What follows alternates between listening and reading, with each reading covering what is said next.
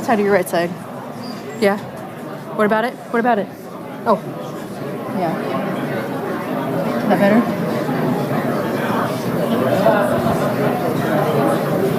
Kick it left. Slide it over. We'll kick it out. How's that? You're my eyes.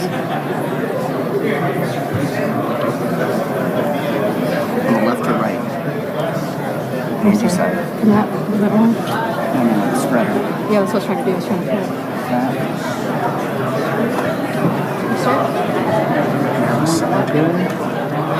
it. You want to last test? Test. 1, 2, 3, 4. 1, 2.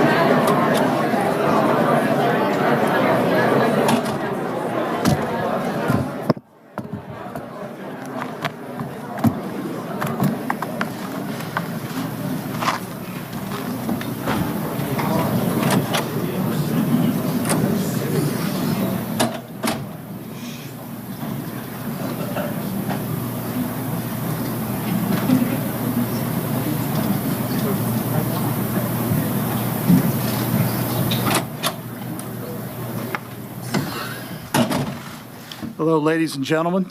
You didn't get rid of me. I may be a recovering politician, but even in that status, I always have something extra to say. But I have a great honor right now. I'm going to introduce someone who's the reason that I'm here. In my confirmation hearing, I was accused by several senators of being the Forrest Gump of the United States Senate, because there was no question that they could give me that I could not fall back on some instance from the Roman Empire that would support the answer to the question. Well, I'm going to plead guilty to that and say something. I'm a pretty good presidential historian, and I did a piece today. I think it was in USA Today. It may be in tomorrow's. There's never been a presidential campaign, certainly in the post-World War II era, where one of the candidates made veterans the centerpiece of his campaign. And that was brought home to me when I was made the acting secretary. Now, for those of you who've had your heads beaten in by the Jesuit fathers, as I have had, being the acting secretary is like being in Jesuit limbo.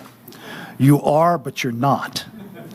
And I was amazed during that 8 weeks that I was privileged to be the acting secretary of the department, how much time the President of the United States spent with me talking about veterans, talking about the future of the Department of Veterans Affairs. I have worked in White Houses before, and the notion that in an 8-week time span, any president would spend more than 1 hour with someone who is outside of the White House complex is strange credulity. But in this case, it was an honor. It was an honor for me as the son of a soldier. It was an honor for me as an officer.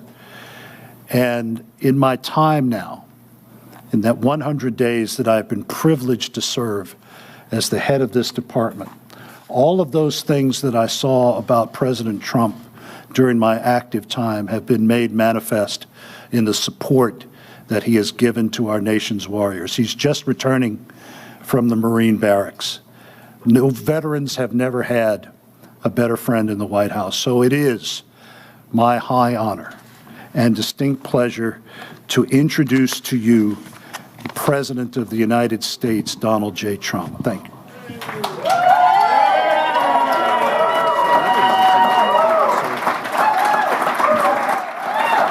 Wow. That was such a nice introduction, Mr. Secretary. Thank you. And by the way, just so you understand, he's doing a great job. Please sit down. After that introduction, I would have to say that even if he wasn't doing a great job, right? But he's a fantastic person who has committed like I've never seen. And you know, he came out of defense, and they weren't happy about it. That's always a good sign. You know, when they're not happy, when they are happy, you know you picked the wrong person, but they were not, they're still not happy about it. Thank you very much. Where are you? Here you are. Thank you very much. Beautiful. And thank you, everybody, for being here. This is a tremendously important group of people to me.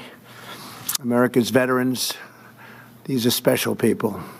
Today, I'm thrilled to welcome you all to the White House Conference on Supporting Veterans' Military Families.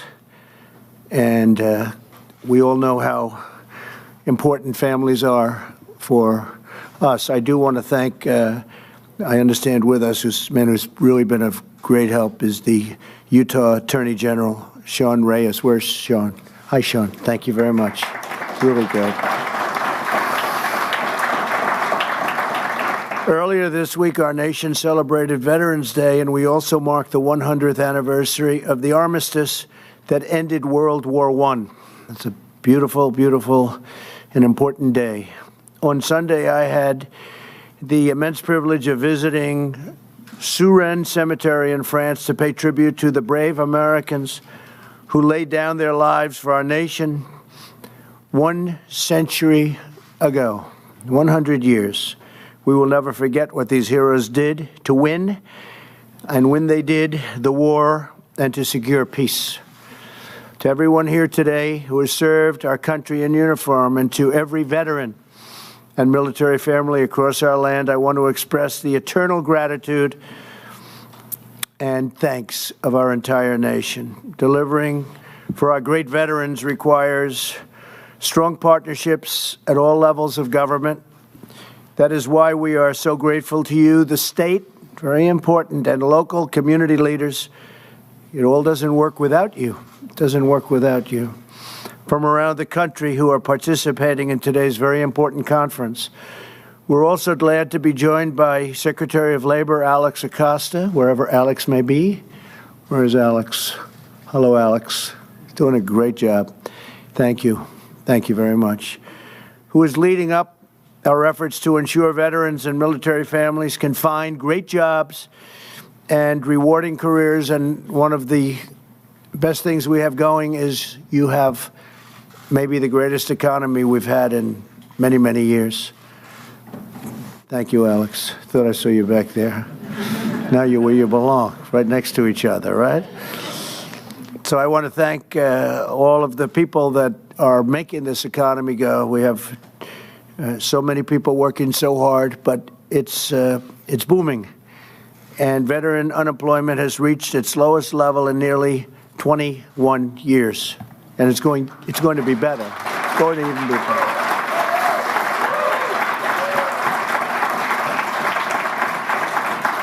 And that number will be better because if you look at the various statistics, African American employment is the lowest level in history. Hispanic employment is the lowest level in history. Asian employment is the lowest level in history. Women, 65 years. So we have to do better for the veterans. I think 21 years isn't the same. I have a feeling that the next chart that comes out, they'll be right up there too. But this is the lowest in 21 years. Since day one, my administration has also taken bold action to reform the Department of Veterans Affairs and deliver our veterans the care they so richly deserve, working very hard on it. Last year, I signed the landmark VA Accountability Act, which, as you know, by accountability, that ensures us the right to get rid of, in a very nice way, or a very rough way, any way we want. The Secretary probably is a rough way, and that's okay. That's okay too, Secretary.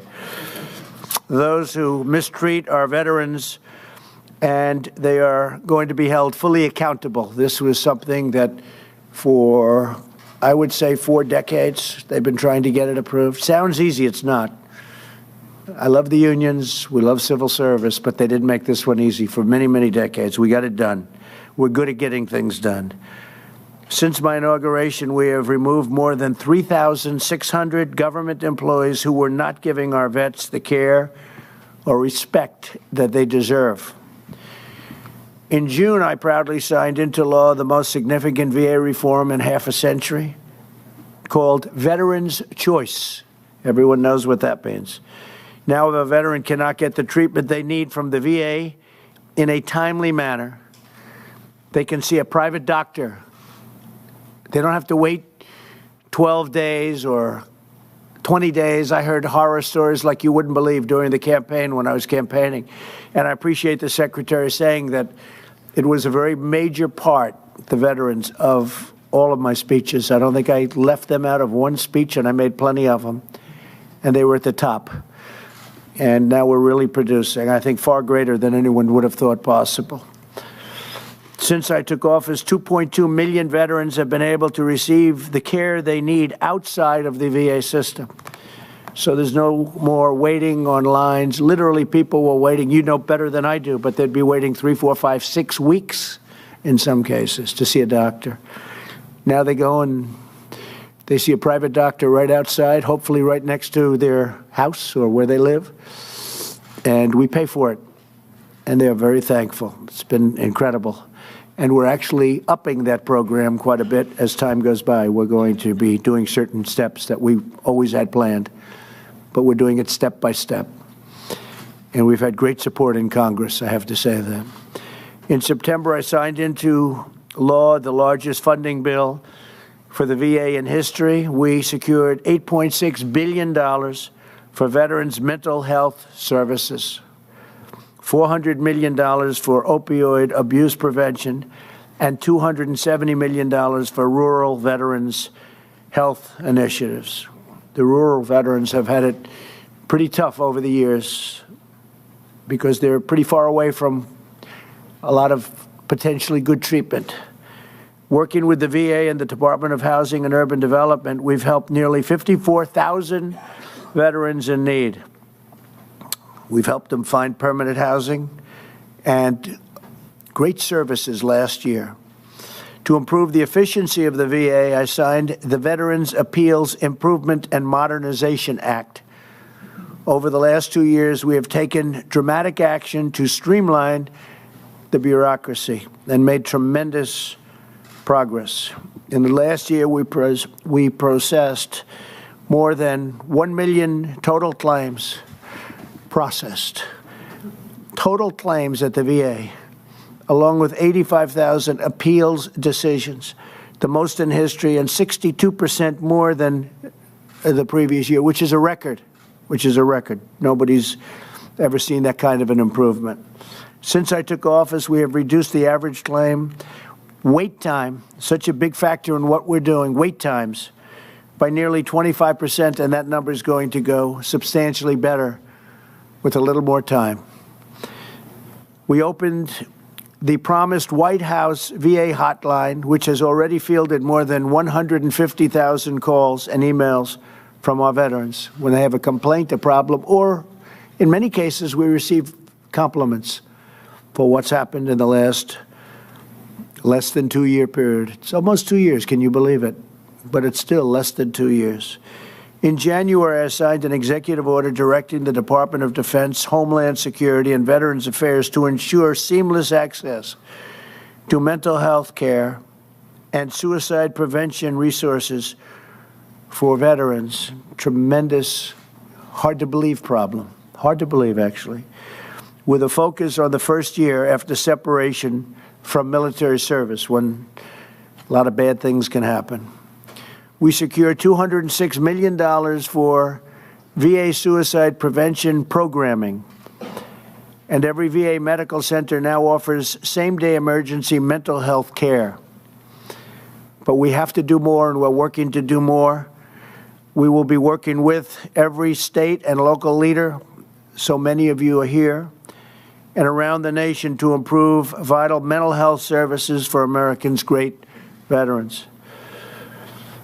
This is a top priority for my administration, has been, as I said from the beginning, always will be.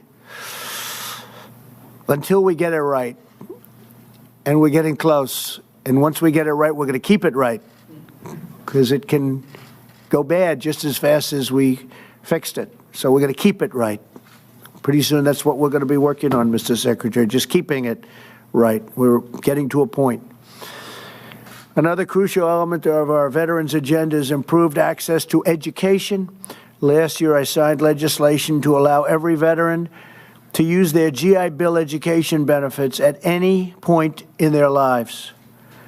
And earlier this year I signed an executive order to promote military spouse hiring across the federal government. Military families are the backbone of our nation. So in addition to everything else, as you see, I did the promotion of military spouse hiring across the federal government. The fact is, I've done a lot. I could, goodbye, everybody. Goodbye, everybody. That's a lot.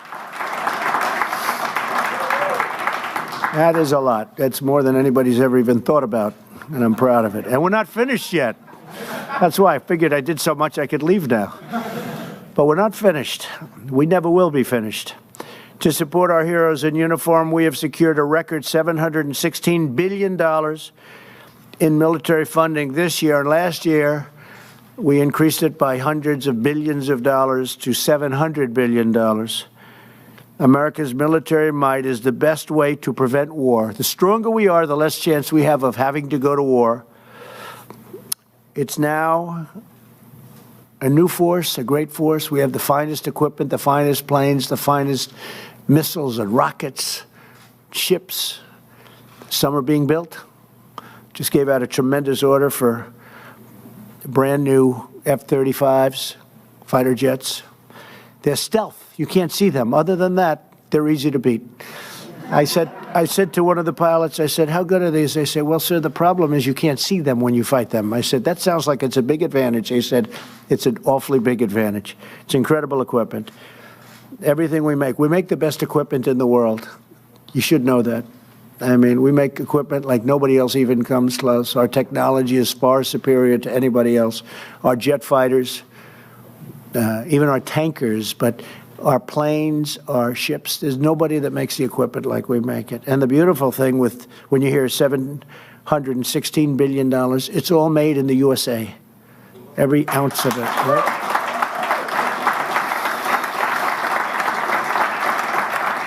And we will soon have the greatest and most prepared force, military force, anywhere in the history of our country, by far. And that's what we need. It was becoming very depleted and very tired, and you people know probably better than anybody in this country what was happening. It was not good, and now it's really good. It's our sacred duty to support America's service members. Every single day they wear the uniform, and every day after, when they return home as veterans and heroes, we take care of them. That's very important. And they really appreciate it. I think nothing I've done is more appreciated. I think we've done a lot for a lot of different groups, but nobody's appreciated it more than the vets. I see that when I go out, when I make speeches, and I meet people backstage and on stage. I think the vets maybe more than anybody else appreciate what we're doing for them. So together we will honor those who defend us. We will cherish those who protect us. And we will celebrate the amazing heroes who keep America safe and strong and proud and free. I want to thank you all. You're very incredible people. I know the job you do. I know how hard it is. I know what you've gone through, especially before we came into office. What you went through was incredible. Horrible in certain ways. But I know what you went through. And it's my honor to be with you. And God bless America. Keep up the great work. Thank you very much. Thank you.